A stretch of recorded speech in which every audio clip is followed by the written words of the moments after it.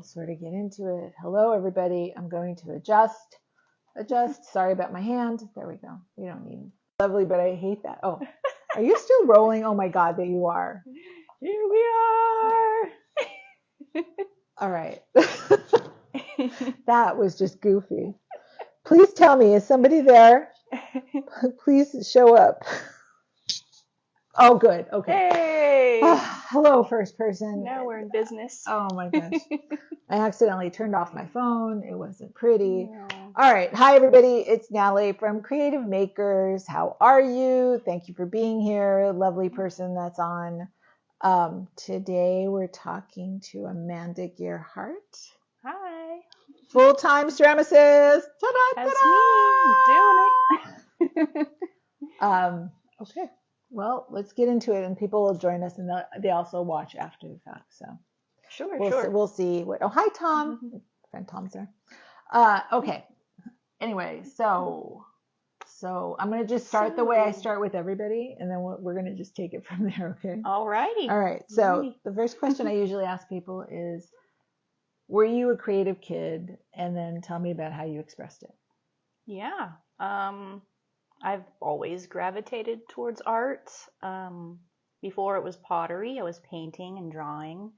I still draw. As a little. As a little, yeah. I was always in the paints, into colored pencils, pastels, charcoal, everything. My mother was very into it, and she thought in her heart that that's what I should do.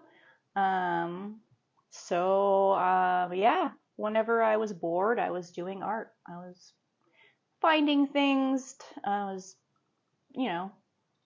whatever I had available to me, I was doing it. So were you like known in school as the artist? You know how that happens. Yeah. I mean, I wasn't. Here are my art kids over here. Here are the math kids. Here are I the definitely kids. was not a scholar, so I was always doing art. That was my strong suit. So that's what I would always gravitate towards. People would be like, we'd do a project in school, They would tap and it you. was like, oh, she can draw. Let's have her do the picture part. And I was like, all right. Someone else can do the work part, and the reading, and I'll just draw and make things. So then going up through, did you go to school for this? Like, do you have a college degree in this or anything? Or specialties? No, I mean, I'm not. This is not an accusatory thing. I just don't know your path at all. For me, school was always just an opportunity to learn something. I wasn't. I didn't get a degree in art. I got an undergraduate's. I got my AS at PCC, and probably took just about every art class they had to offer. Oh, really? I've always wanted to do that, actually. Except pottery. Really? Ironically, I did not take any pottery there. No ceramics. That was only, I started doing pottery 13, 14 years ago. At the Monrovia Community Adult Education Center. And yeah, I just sort of stumbled in there. My friend Sherry was working there, and she was, telling me, you got to try it. And I was like, yeah, I don't know. It's like a whole thing, and I kind of have enough things. And then finally I just got curious about it and wanted to try it. And it took off. I fell in love with it. So you mean up until 13 years ago, you weren't throwing at all? No. So were you like formally chasing any sort of artistic thing before that? Anything and everything. I mean, were you trying to like everything I could. Were you trying to do stuff and like sell it or anything like that? Were you having shows? Yeah, I mean, like in my 20s, I had some little art shows. I would sell paintings and stuff like that. But then life hit, and I just got a job. I was working in restaurants for a while. I was trying to get a job in a restaurant or a bar right before the pandemic hit. Oh, weren't you doing wine stuff? Yeah. Yeah. What kind of wine stuff? Oh, You weren't a sommelier, were you? Well, sort of, for this one restaurant that is no longer around. Um, it was called Madeline's. I used to work in the wine bar, I'm just saying hi. and Hi, people. I kind of got into wine a lot for a while. I ended up moving up there just from accumulating knowledge about it.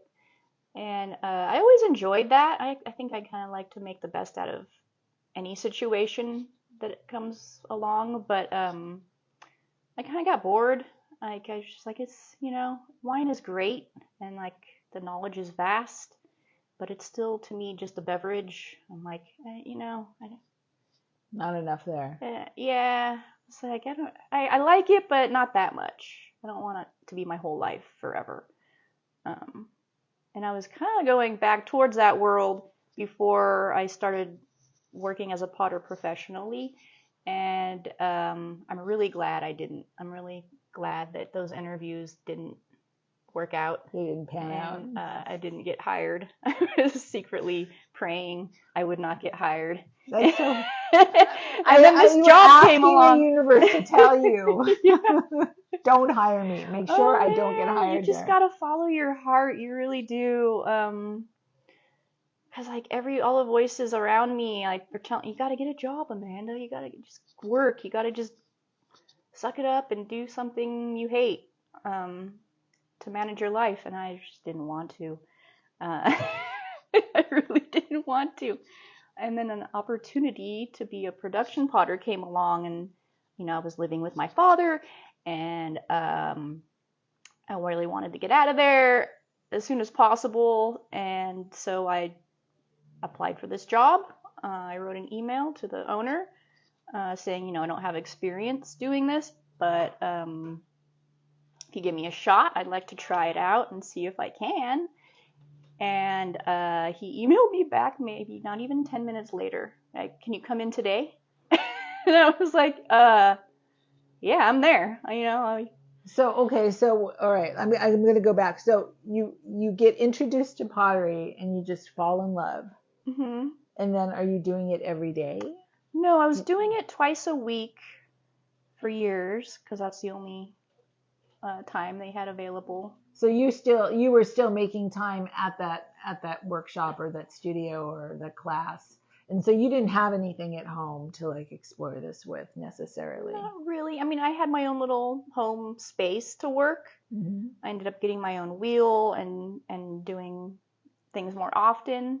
But as far as like having things fired and being able to glaze them and finish products, like that was all twice a week. At that place in Monrovia, where it began for me. And so obviously, I mean, how long did it take you to start seeing like results from your work and that you were getting better? I mean, it's an acquired skill. It's a journey. Yeah, pottery is hard. It's really hard. It's not a kind of craft you pick up right away and you're good at it. For me, I kind of have a scientific point of view. I look at everything as an experiment. What can I do? What are the properties of this versus that? And I love exploring and trying new things. So everything was new for me for a long time. For years and years, I was just making one-offs. Just, what can I do with this? How can I make that? I wanted to try everything. And then when I landed this job at Ceramics, the company I worked for,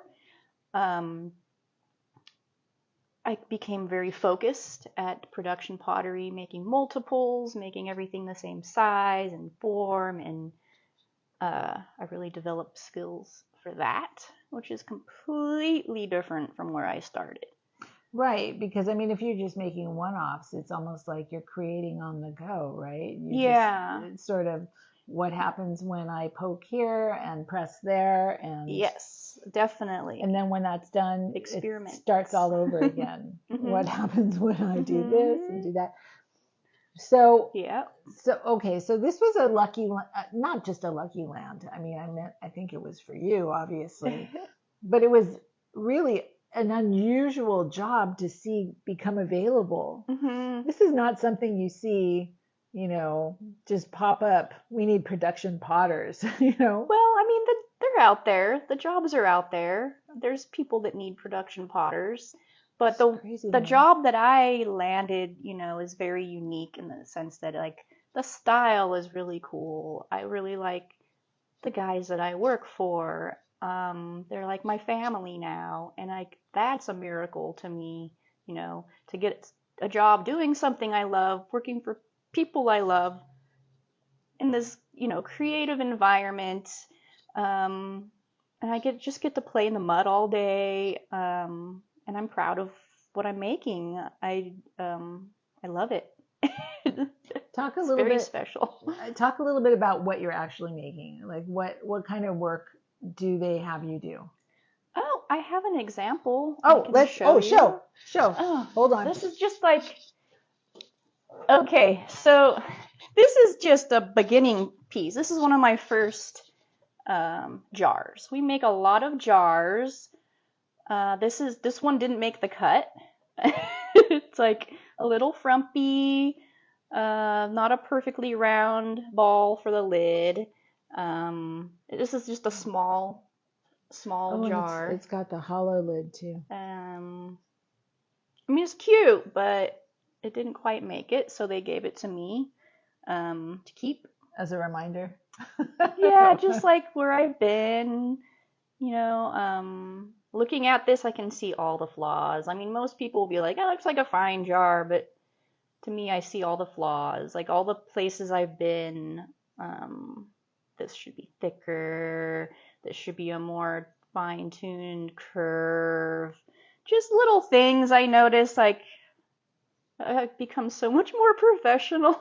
But this is where I started, and I love this jar because I this is actually my love. I don't my know. little baby where I began I can't see my journey. I can't see the imperfections in that jar because I'm not a ceramicist or Sure, yeah. But Oh, I love imperfect things. I think it's I love beautiful. it. Thank you. So I do all different sizes. This is the small. I do a mini, small, medium, large, and extra large version of this jar. So is it all in this type of? I mean, this is a very smooth This is kind the of. glaze. It does vary. Sometimes you get a lot of spots and streaking and effects that show up really cool from the clay body underneath it. But yeah, it's usually this or sometimes a matte black color. It's really beautiful. Oh, thank you. You're Lots welcome. of jars. That's our bread and butter, I think, of the company.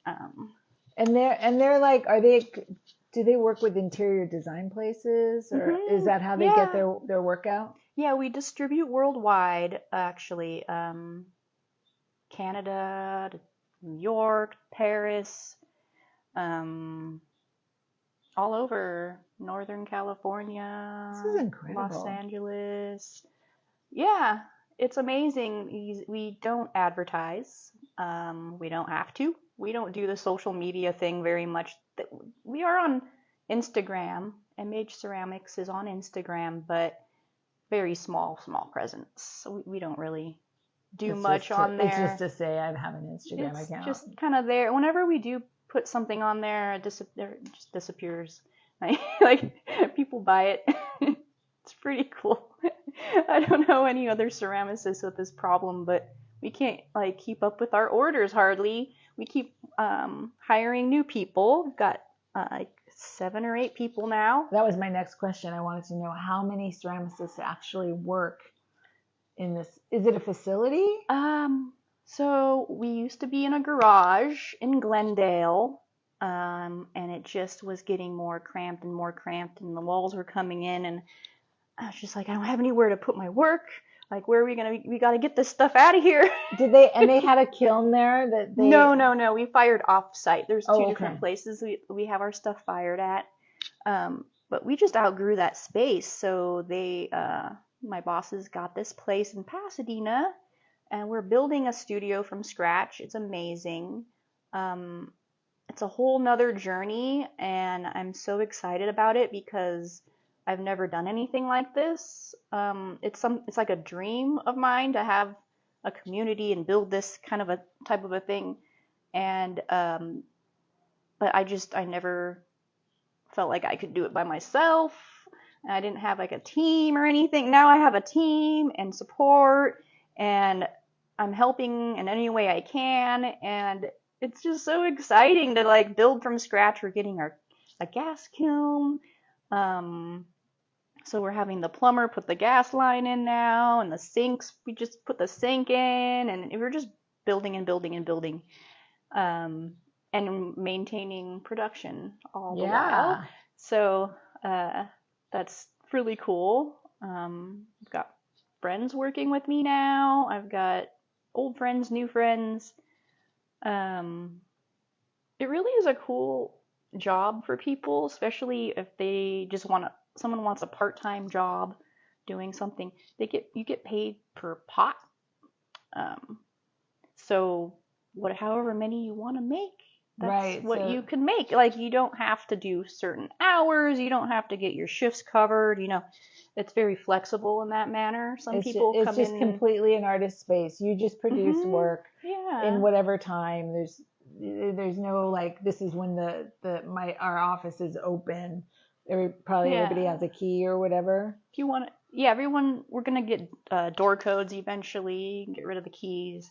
But yeah, if you want to make 10 pots for us a month, great. If you want to make 100, 200, great.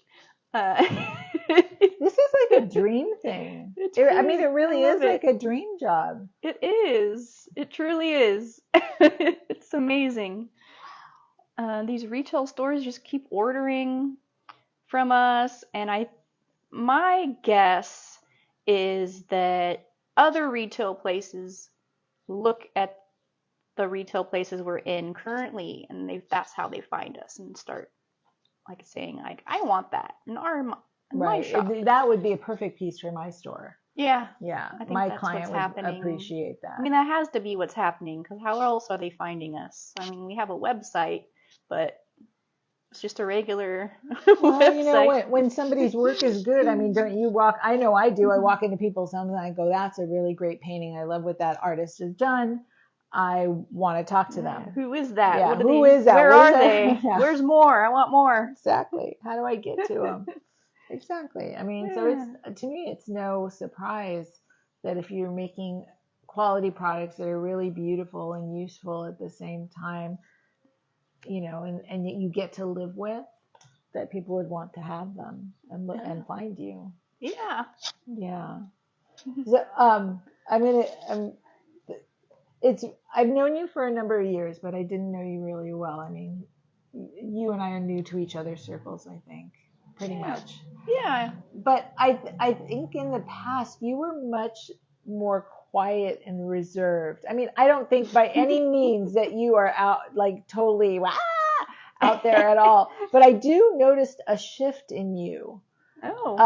I don't know. Have you noticed that shift in you too? I mean, things are different, most definitely, I than when I first met you. Yeah, I would say so. I used to be, I don't know, just a regular quiet. I was married, living a completely different life.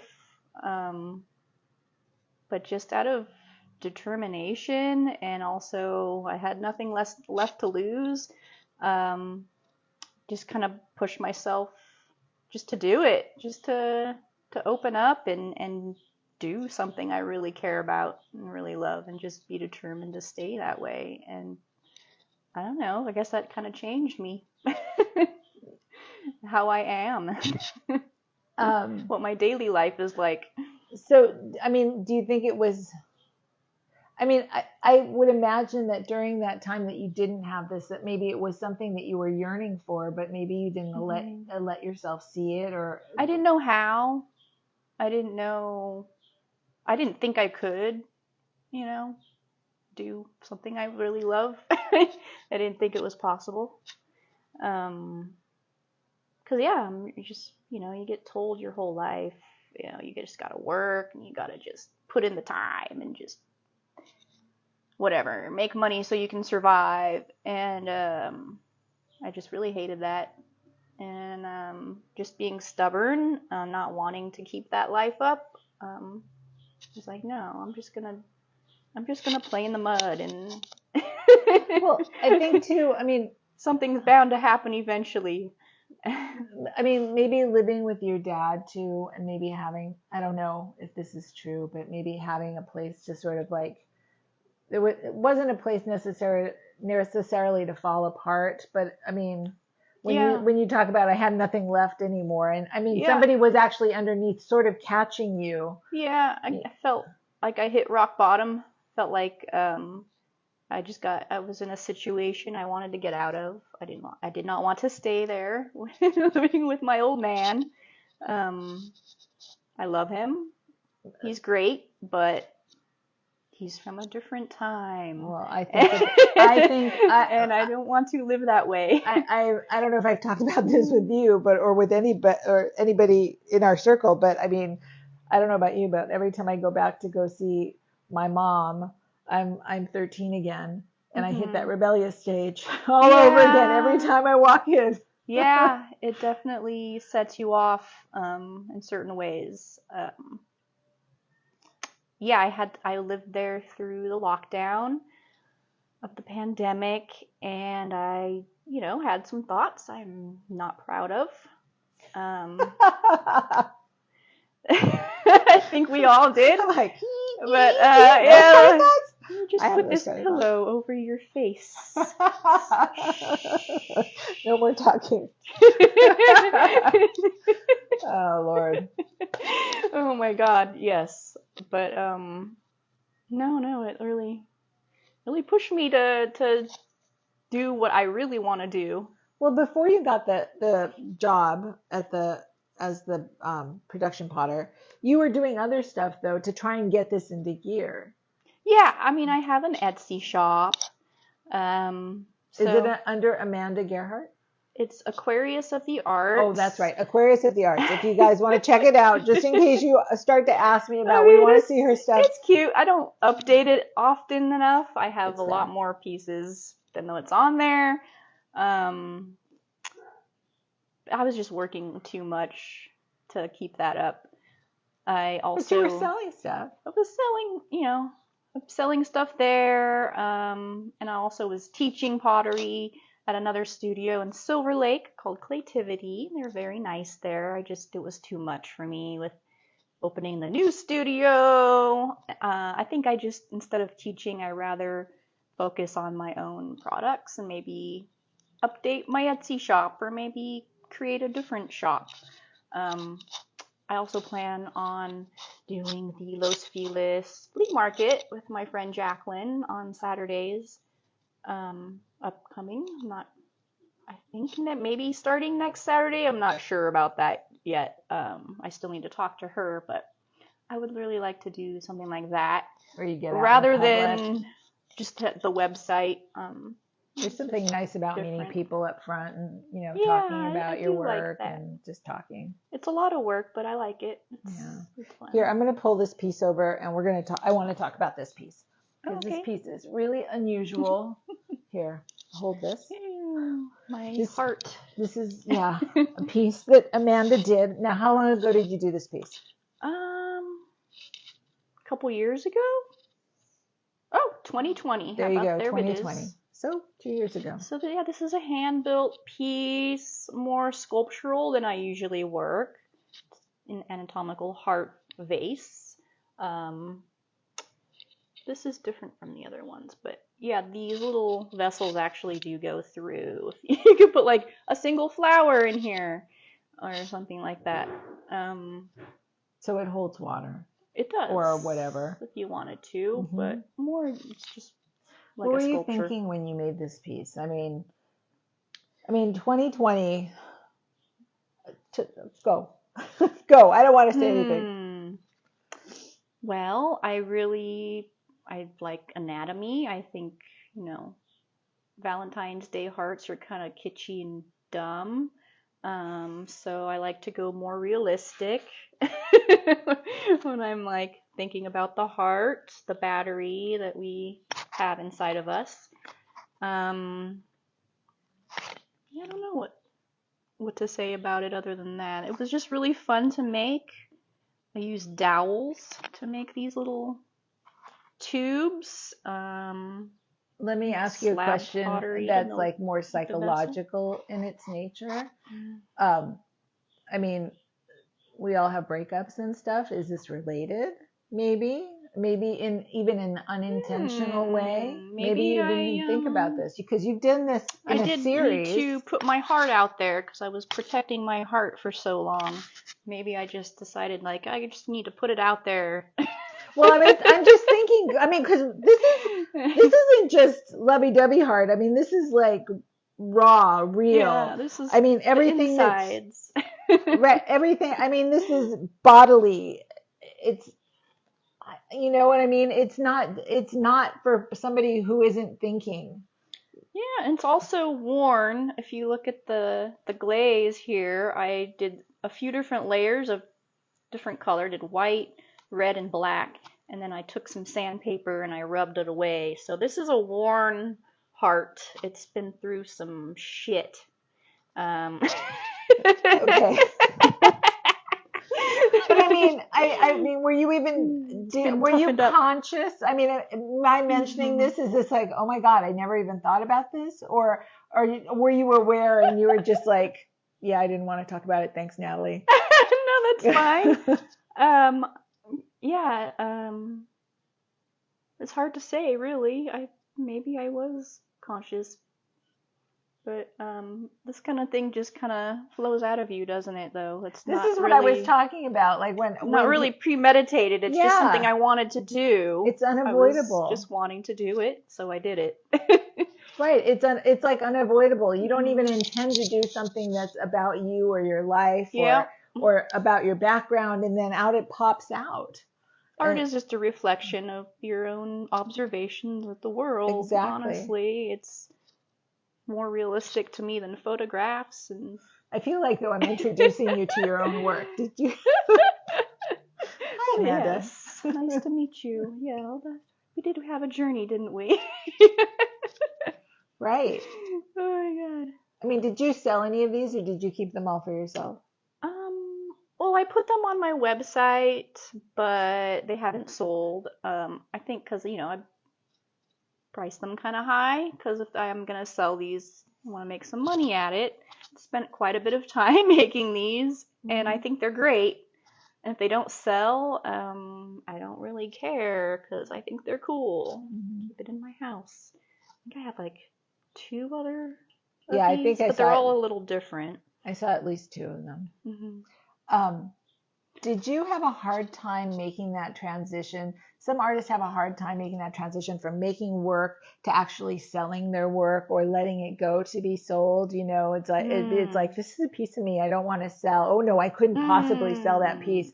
I almost sometimes feel like artists think about this like I put so much into it and I don't want to give it up. And also they're self-sabotaging at the same time. Oh, I couldn't possibly, you know, because somewhere out there they're thinking I'm not worth it. When I was a painter, that's how I felt. When I was Really? young and I just didn't want to part with anything, that's how I felt.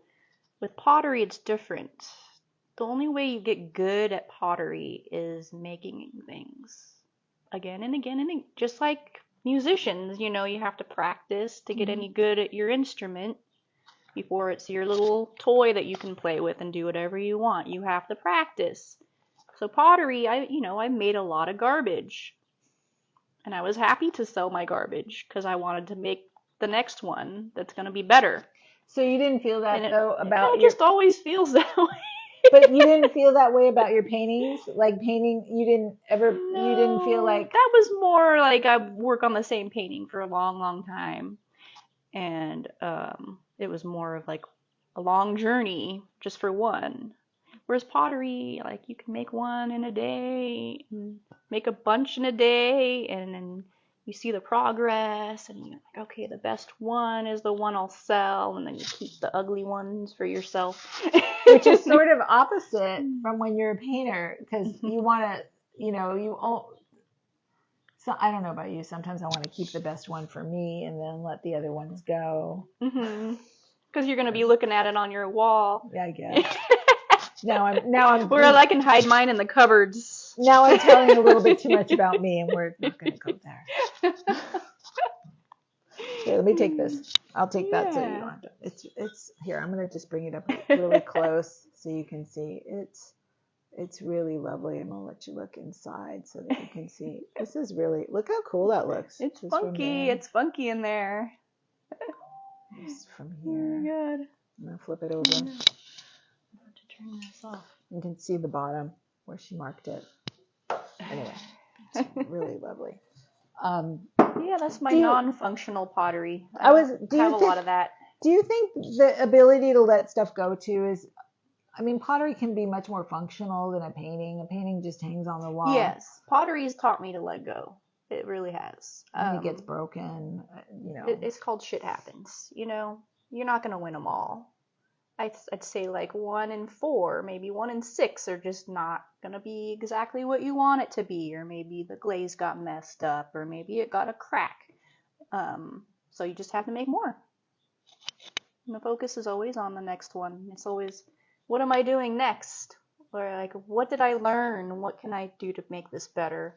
I think this is a really good thing for all artists to have in all mediums of work, because it just, you get better by doing it. Exactly. That's the only way. You gotta keep doing it. And I think sometimes Determination. laboring over the same piece for hours and hours and hours and hours, although some pieces call for that, Sure. but trying to make them perfect sometimes, I don't know. It's not that it's fruitless, but it's just like sometimes you're just like, well, this one only wants to go here, and you call it. Yes. You are the medium is limited in ways, and you what did this a man when I first started pottery, a man I worked with said something I thought was cute. He said, "Well, I started my conversation with clay 50 years ago." Oh, that's actually a really sweet way to look at it. Like, I like that. Like, yes, you start a conversation with the clay. Like, it tells you its limits, you tell it yours, you work together and see what you can come up with. And I love it that. goes back and forth for your whole life. I don't know everything about pottery. No one knows everything. There's always something new to learn, Yeah. and that's what's so great about it. There's another technique you can try, another glaze, another anything. It's infinite, which is exciting to me because I plan on doing this. I'm in my 90s, Yeah. If I'm able to, I would love to be able to do that, and it would still be exciting. So other than pottery, do you see yourself working in any other medium in the future? I know that you have. It's hard to call that. I mean, I don't know. Is there anything else that you've thought about, that you have a curiosity? Well, I have. I mean, I've tried a lot of different things. No, I know you have, but I mean, sometimes when you find something, you're like, probably, for a minute, I was interested in working with glass, but then that's a whole nother world. And I'm like, I don't think I should spend time doing that. I need to focus on my pottery. So that's really like all I care about right now. I'll take it. It's good. So the future, sure, maybe, probably I'll try something else. Dabbled with a lot of other things in the past. Yeah, it's probably inevitable. I'm so happy for you that, I mean, landing this job is, I mean, it's so core for you. I mean, there's the stability there that you needed, but it allows you all the freedom that you want and have to have in your work. It does, yeah. We have a set line of products that we make, but my bosses also encourage me to explore my own things and collaborate with them and come up with new product ideas. So there's going to be a lot of that in the future with the company, I hope, with me and the other potters that I worked with. So that's exciting to see what's going to happen next. Yeah, with this new studio space that we have, we're going to have more glaze options, more room to spread our wings and grow. So yeah, it's exciting for me. Just thinking about that, I'm like, just want to go back into the studio now. Start working more. But yeah, pots all day. Let's make some pots. I'm going to see if anybody has any questions for you, okay? Anybody out there that's watching, there's 6 or 7 of you out there right now. Does anybody have a question that they want to ask Amanda? We can relay it to her and have her answer you live right here, right now. Anything? Madly typing? I don't know. Give them a second. Debbie Shell agrees with you on something, although right now in this moment I have no idea what she was agreeing with you. I'm sorry that I missed that. It could have been right now. It could have been right 10 minutes ago. Let me see. No, it doesn't. Oh, here, wait a minute. Let me see if there's anything here. This is a list of people. There was Tom. Bear with me, you guys, while I walk through this and see if there was any questions. What an incredible place to work. This is what Georgia said. Yes. Yes, it is. Okay, so no questions so far. Yeah, if there's any people that want to get into production pottery, let me know. You have to be in California, though, right? Yeah. You have to be in Los Angeles. Pasadena, beautiful Pasadena. In a lovely space. We got wheels.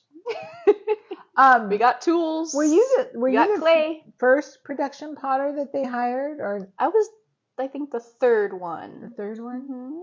Yeah, my friend Jacqueline occasionally works there. She's not full time like me. She does other work as well. She's an actress. But yeah, so she's still there, and then there was another girl, but I don't think she works for us anymore. She hurt her wrist. Job hazard. But it's been just me for a while, doing the bulk of it, I think, which kind of forced me to get better and faster.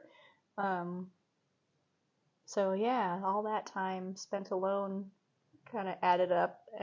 But now we've got bunch of other people trained in and doing it, and kind of just managing them and helping them get better.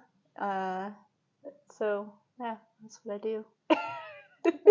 Well, if any of you guys do think of a question, you can always reach out and type it in later after the interview, and if you don't see it, I'll let you know that there's a question for you. Sure. And you can jump on them. Answer. I'm not on the Facebook too often, but yeah, if you let me know, I'll let you know. Sure. This is the beauty of being friends. Yeah. Yeah. All right. Do you have any parting words for our lovely people? Parting words. It can be about creativity. It can be about life. It can be about, I don't know, your favorite food. I don't care. Sure. Just keep doing what you're doing. Just do it. You have to.